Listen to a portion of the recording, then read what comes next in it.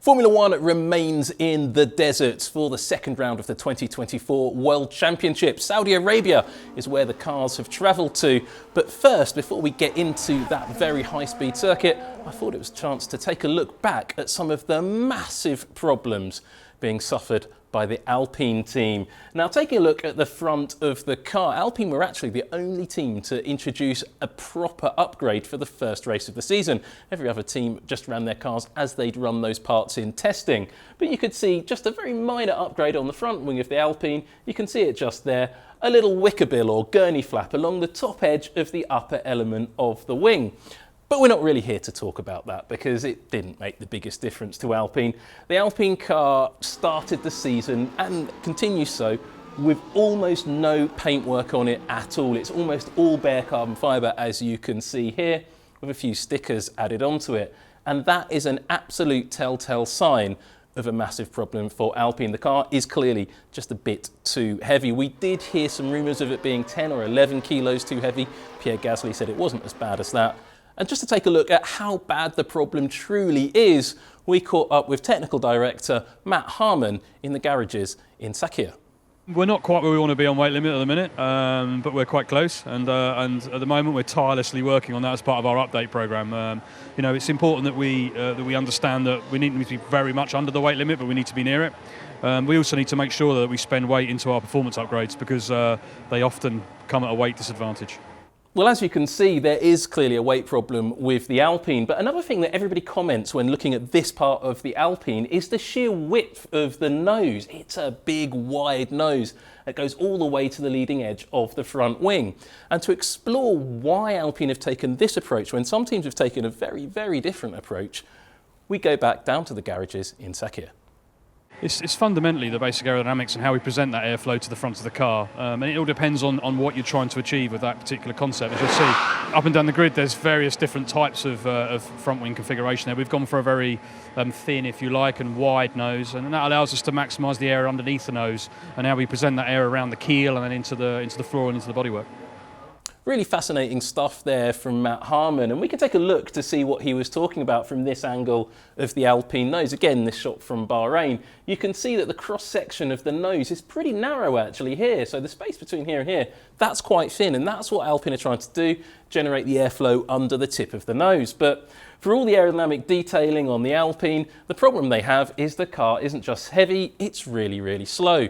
During the Bahrain Grand Prix, Pierre Gasly's Alpine was actually slower than Pierre Gasly's Alpine was in 2023. And that is a big problem for the team because everybody else in the field, with 12 months of technical development and a stable rule set, has moved forward. So a question that comes up, obviously, is why couldn't Alpine just revert to last year's car, the A523, and keep racing that until the A524 becomes a bit more mature and the team get it working the way they want it to?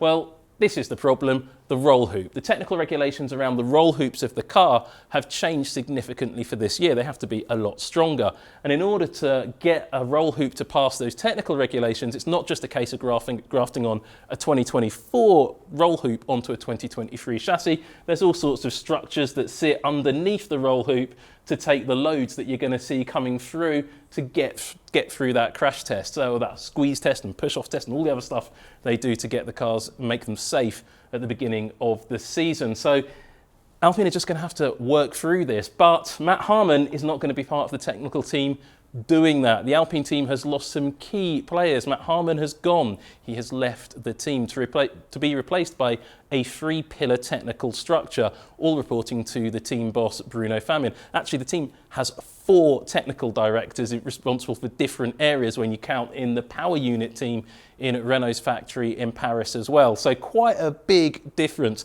They've also lost their team advisor, former technical director Bob Bell. He's just joined Aston Martin.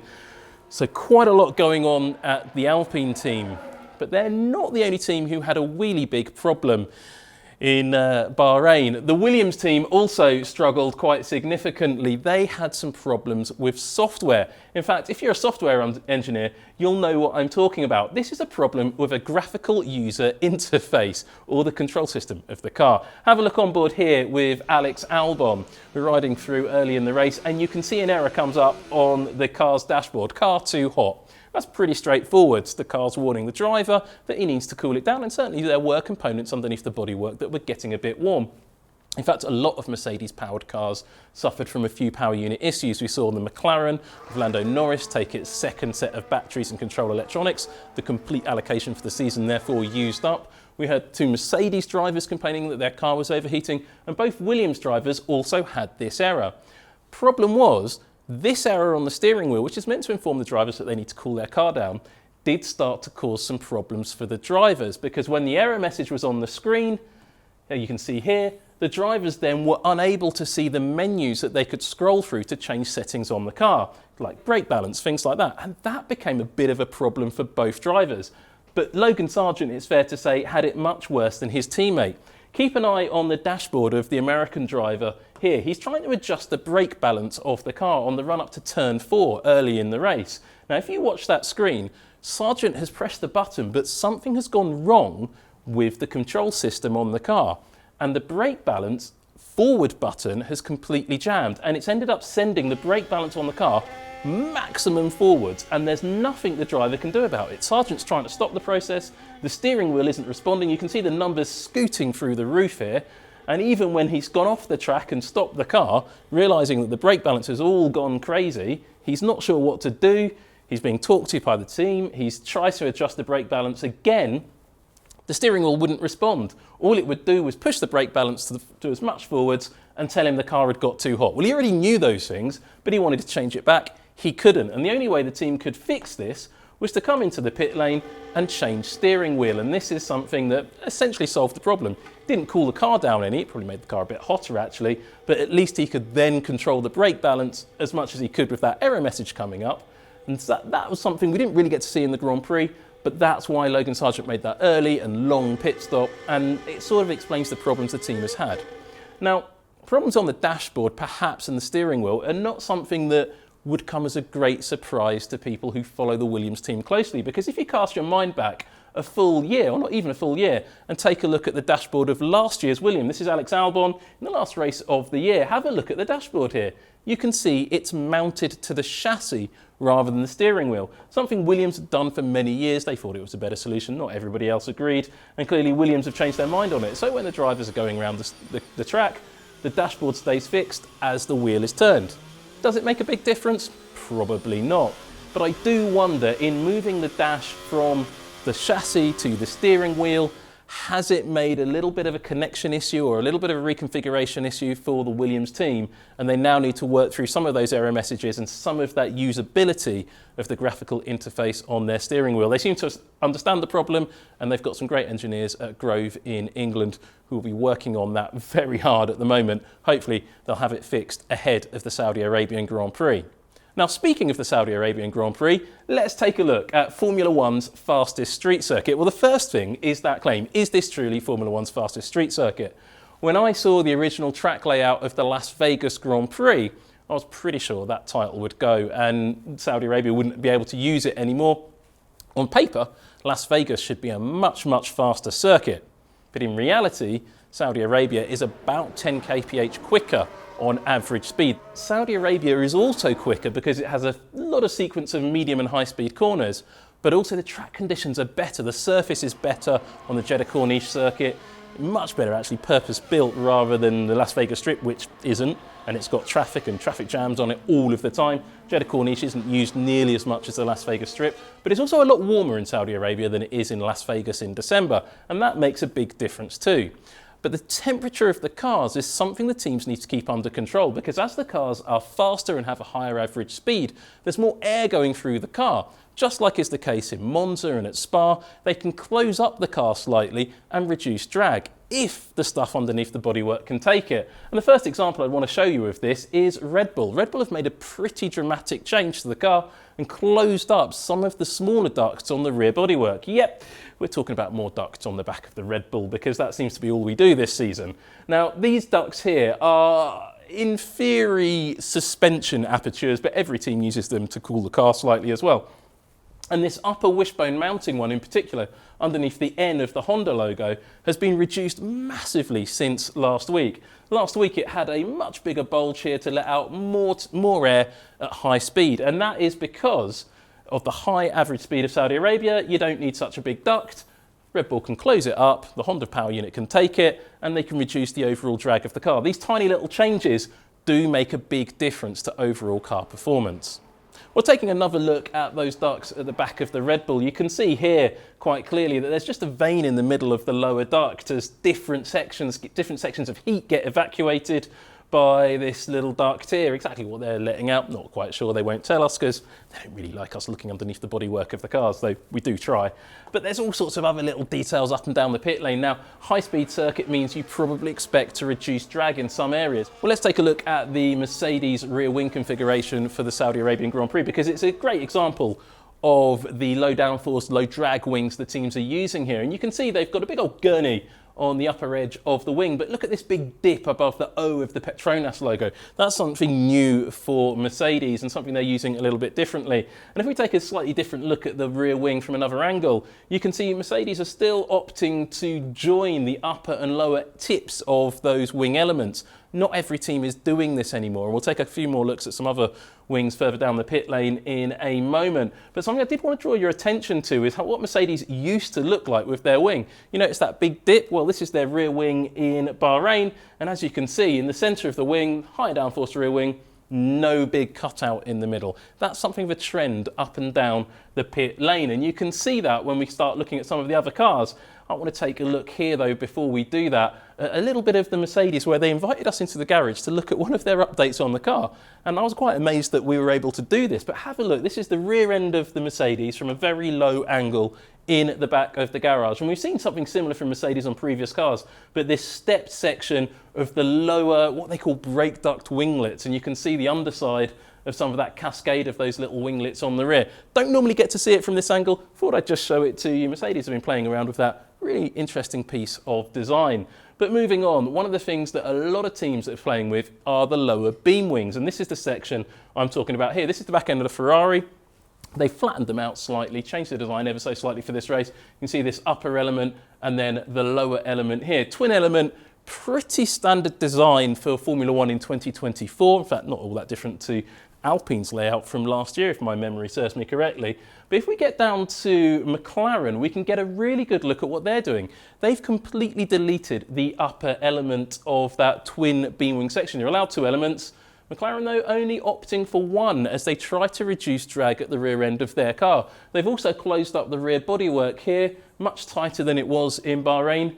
Oddly, the exhaust doesn't seem to be sitting quite centrally in the rear bodywork exit. I'm not quite sure what that's about, possibly a fit and finish issue. But then you take a look at the rear wing they're running, very different to what they had in Bahrain. And again, you can see one of these V shapes in the middle, big old gurney along the top, and a dimple in the top. I don't know if you can quite see it in this image, but the dimple doesn't just stay on the top. There's actually a depression in the whole upper section of the rear wing, which gives you a really good oversight of the impact of the DRS housing and swan neck rear wing support. So they're trying to manage that flow around the rear wing. So that's quite an important thing to take a note of. Down at Williams, cooling is a factor there. Now, this is an unusual view you don't normally get to see. Normally when I talk to you about front brake ducts, you'll see the front of the air scoop, but this is actually the back of the front brake duct. This is the outlet, so where the hot air comes out of the back of the car. This is something Williams has been experimenting with this weekend. They've modified that. They're not the only team on the grid to have done that. They have been playing around quite a lot. They've modified the inlet as well, and look how small this air inlet is on the Williams. It's literally a sliver where all of that hot air comes in to cool those brakes down. With the high speeds of Saudi Arabia, high average speed, more air through that small aperture, but lots of space on the back. And I suspect that Williams are doing some quite clever stuff with the airflow out of this section here, because that's just a really nice piece of engineering. And I'd love to see the CFD modelling of what goes on inside that wheel. The team will never show it to me. I will ask, but I know the answer already. Moving down the pit lane though, one of the teams that really fascinates me is the Honda-powered RB. And I was going to talk you through all of the different details of that car, but actually Mike Seymour was down in the pit lane and he got Alan Permain to tell us all about it. So let's let them take it away. Well, the main changes for this race compared to last weekend in Bahrain, of course, is downforce level. This is a much faster track, much higher speeds, and for that we need to to run the car with a lower drag level, which of course comes with a lower downforce level. The changes at the front are pretty straightforward. It's a trim to the front wing flap, so balanced with the smaller rear wing, gives the correct aero balance. Everything around the sort of front wheel area is the same as last weekend. We have a very subtle change here with a new side pod. It's designed to be a little bit more slippery. It's a little bit of a drag reduction. It's also designed to give an improvement in cooling, which in turn, of course, gives a small lap time gain. And you'll see here, this is a cooling exit. This was fully closed in Bahrain. It was much cooler there. For this first session here on Friday, this is open. Thursday. We're very much hoping that for the evening sessions and for qualifying on the race, this will be closed.